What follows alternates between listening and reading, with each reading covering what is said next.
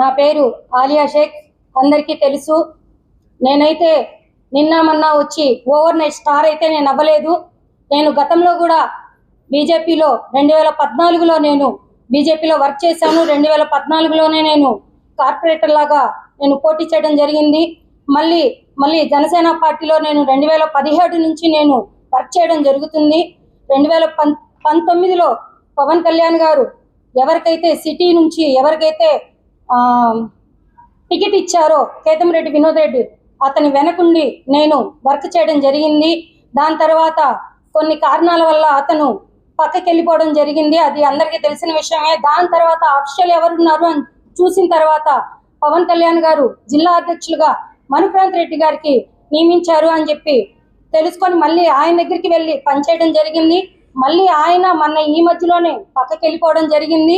దాని తర్వాత ఇంకెవరున్నారు అని చెప్పి చూసుకుంటే పవన్ కళ్యాణ్ గారి దగ్గర నుంచి లెటర్ తీసుకొని వచ్చిన వ్యక్తి ఒకే ఒక వ్యక్తి ఎవరైతే ఉన్నారో ఆయన సిటీలో మిగతా నియోజకవర్గ ఇన్ఛార్జీలందరికీ పవన్ కళ్యాణ్ గారే నియమించారు. సిటీలో ఎవరైతే ఉన్నారో ఆయన మా దుగ్గిశెట్టి సుజయన్న గారు, నగర అధ్యక్షులు సుజయన్న గారి వెనక నేను నడవడం జరిగింది.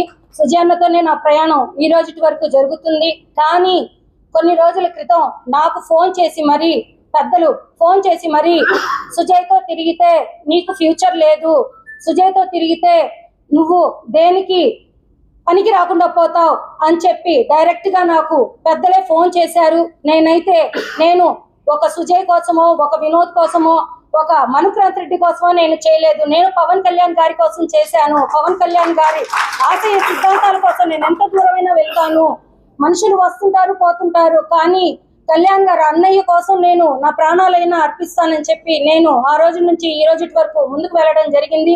కానీ గతంలో ఎవరైతే పెద్ద మనుషులుగా ఉన్నారో ఆ పెద్ద మనుషులు వెనకేసుకొని వచ్చే మనుషులు నన్ను, విజయలక్ష్మి మేడంని, అదేవిధంగా కోల నాగరత్నక్కని తప్పదాగి బండబూతులు తిట్టడం జరిగింది. అది కూడా నేను అజయ్ సార్కి విన్నవించుకోవడం జరిగింది. మీకు న్యాయం జరగద్ది అన్నారు. 1.5 సంవత్సరం నుంచి ఇంకా న్యాయం జరుగుతూనే ఉంది. ఇప్పుడు దాకా మాకైతే న్యాయం అయితే జరగలేదు. పవన్ కళ్యాణ్ గారి దృష్టికి కూడా మేము తీసుకెళ్లడం జరిగింది. ఖచ్చితంగా మాకు న్యాయం జరగద్దని మేము ఈ రోజుకి కోరుకుంటున్నాము. మా సొంత పార్టీలోనే మాకు విలువ ఇవ్వకపోతే బయట పార్టీ వాళ్ళ గురించి ఇంకా మేము ఏం మాట్లాడాలి, వాళ్ళ దగ్గర నుంచి ఏమి రెస్పెక్ట్ తీసుకోవాలనేది మాకు అర్థం కావడం లేదు.